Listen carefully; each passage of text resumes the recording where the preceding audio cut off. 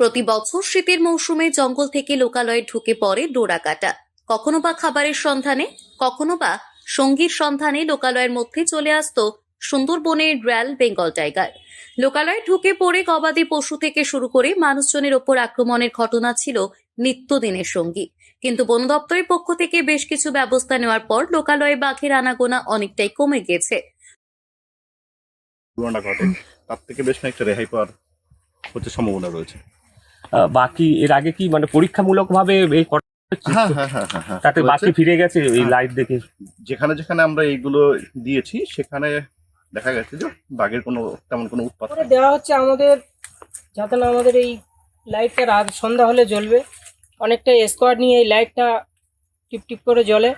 বাঘ যদি এই লাইটের আশেপাশে আসে তাহলে ও আবার ফিরে আবার জঙ্গলের দিকে মুভমেন্ট করে আবার চলে যাবে। যার জন্য আমাদের লোকালয়ে না যেন আসে তার জন্য এইগুলো আমাদের এখানে